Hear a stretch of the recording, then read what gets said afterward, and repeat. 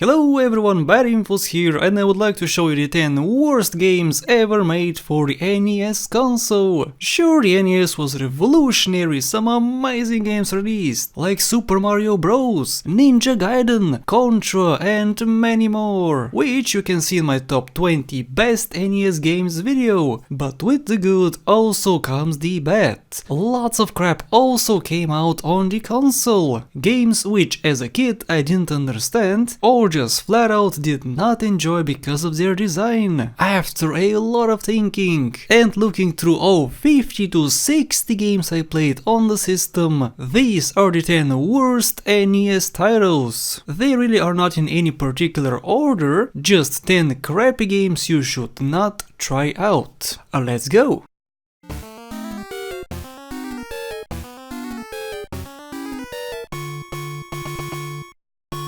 Captain America and the Avengers. For as long as I remember, I have never really been a big fan of superheroes. Sure, I watched a bit of Batman on Cartoon Network in the 90s, I watched the last 2 Avengers movies, played all the Batman Arkham games on PC, but superheroes are way too unnatural and often too commercialized for my taste. I can't enjoy watching the majority of the movies or play the games. This game for the NES was no different.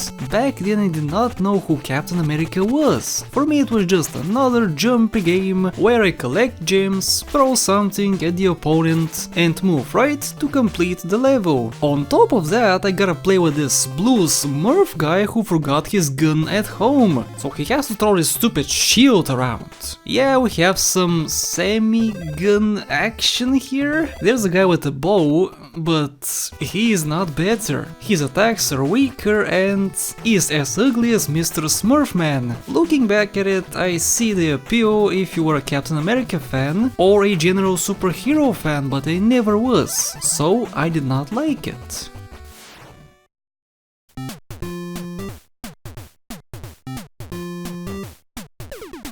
Bugs Bunny Crazy Castle. Oh no, Bugsy, what have they done to you? Look at him, he looks ridiculous. Back in the day, Looney Tunes was one of my favorite shows. I loved Bugs Bunny and all the other characters in the show. I played Tiny Toon Adventures extensively and placed it in my top 20 best NES games video. But this is just a disgrace to the show. The gameplay idea is fine, many games on the NES played exactly like this. You have a bunch of doors, many collectibles and enemies try to get and eat you. First of all, why cats? Cats! Couldn't you have modeled Elmer in the game? He always tries to catch bugs and kill him. Were guns not allowed back then in video games? I guess it's possible. We do get more characters like Yosemite Sam, the mustachio guy, but if it starts off like this, it's not enjoyable. You go around, get stupid carrots, and you get no point indicator on the screen. Yep, I don't like this rendition of Looney Tunes. Sorry.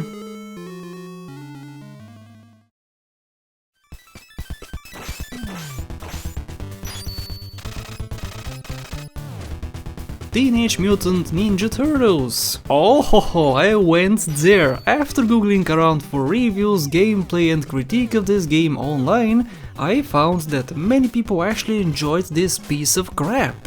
I personally think it's because it was one of the few Ninja Turtles game on the system, but like I wrote already, I've never been into superheroes. Ninja Turtles is no exception. It's just yet another ugly game where you go left and right and kill baddies. Ninja Gaiden and Contra did it much better. And here I am stuck playing with this green dude who has a shell on his back and a mask on his face. I had no idea who the Ninja Turtles were, and even to this day I'm pretty sure I've never watched the films. If of course there even are films. I feel like it was well received only because of the theme and characters. The gameplay is certainly lacking.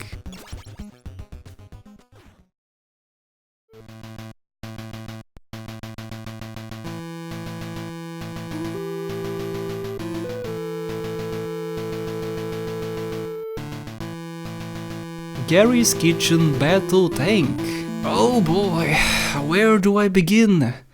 Honestly, I don't know, because I've never understood this game. I gave it a chance, I really did. As a child, I liked explosions, heavy machinery, strategic movement and so on. Hell, I even do today. But Battletank, I never got. It's probably because I didn't understand English and there's a lot of writing on the screen, but the other reason is because it's pretty restrictive. All you do is enter the map, go to the dot on the screen, shoot another tank or a helicopter and voila, you are done. Do it a few more times and you get a cutscene with some generals. Nowadays, looking back at it, I actually see what the game wants me to do and I understand game mechanics better. But as a child, this was the most confusing game ever. I didn't see the point of it. I actually had some fun playing it for this video, but still, I have nothing but bad memories of Battletank.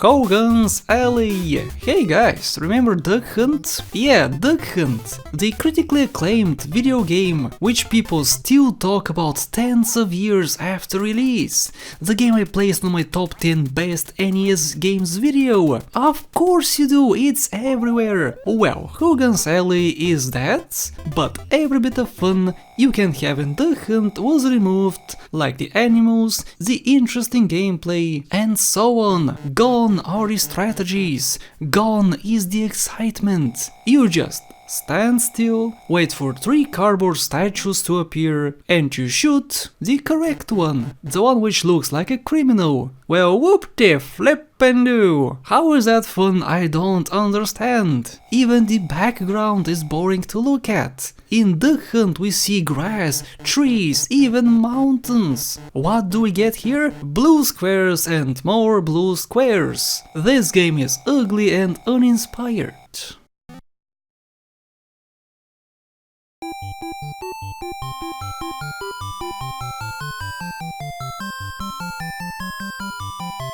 Loadrunner. Alright, here's a game which is actually pretty good for its time, I admit. Personally, for me it was incredibly difficult when I first played it and I didn't really give it a chance. I played it for an hour or 2 at a friend's house and never touched it again until today. After playing it now for a video, I see the appeal. It's actually pretty smartly made. I would like to play something like this on the PC with modern graphics, for instance. Unfortunately, I never gave it a chance. And of course I didn't, I was probably 8 years old when I tried it out. How could I possibly solve any of the puzzles or pass a single level? Loadrunner was definitely not for me, and even today I would have trouble beating it. So no thanks, it remains on my list.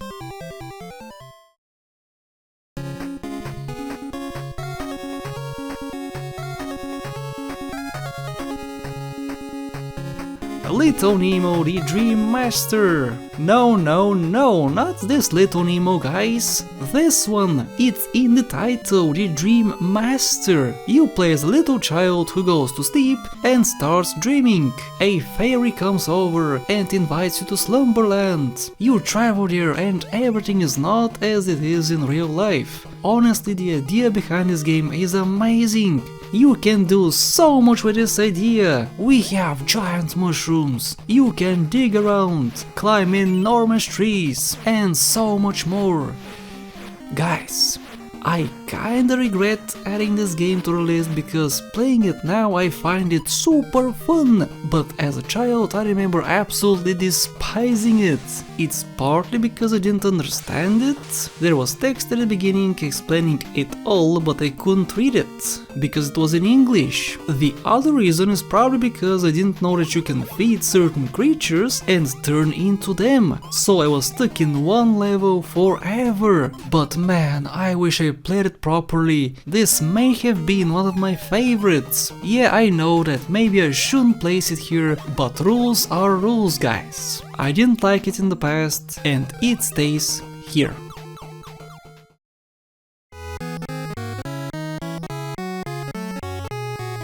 F1 Race. The NES system was famous for these types of games. Many were like F1 Race. They place you on the road with no visibility whatsoever 20 meters in front of you, you pass hundreds of cars, the corners are tight, and there are many signs on the side you can crash into. And people liked this crap? For real?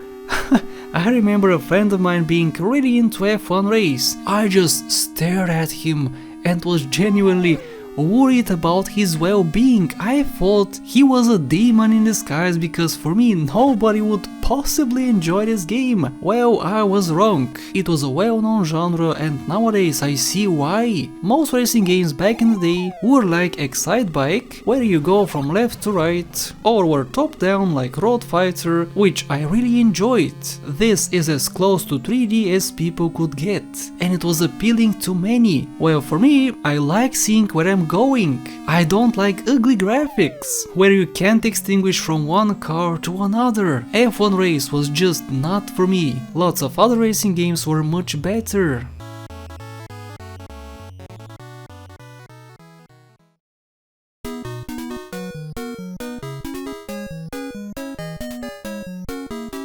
Soccer! Oh no, not Power Soccer! That was on my top 20 best NES list. This is just soccer. Could I just ask something real quick?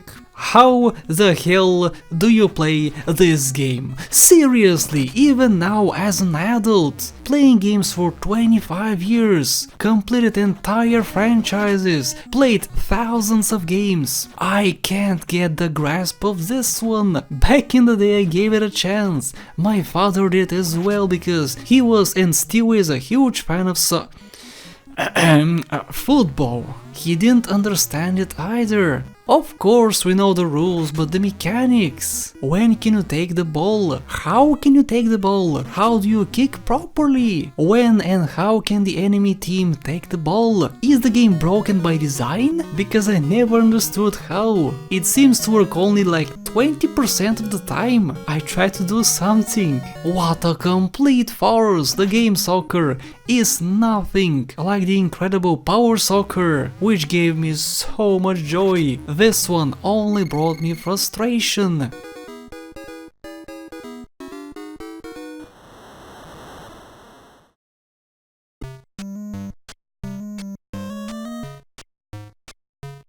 Home Alone 2 Lost in New York. We are ending it off on a weird game. And remember, just because this is on the number 1 spot, does not mean that it's the worst game. Like I said, they are not in any particular order. Just 10 games I absolutely hated. This one is no different. What the hell is this even? You are home alone, but there are people around? They try to kill you? Old grannies jump around and try to smack you? Giant suitcases come to life and also smack you across the face? Mobs fly and jump around? You, as a child supposedly home alone, have a flippin' gun? Seriously, what's going on? This has got to be the weirdest game I have ever played on the NES. Yes, even more weird than a game about dreams, giant mushrooms and being able to turn into a gorilla. Never again. And that's it from me, guys. Those were the 10 worst NES games ever released. Do you disagree? Great, let me know how much I suck and let me know why I'm wrong. A special thank you goes to my lovely Patreon supporters: Vladas, Alex Chavez, Max Robinson, Soup Smile and everyone else listed here. Thank you so much for the support. I'll see you in the next one.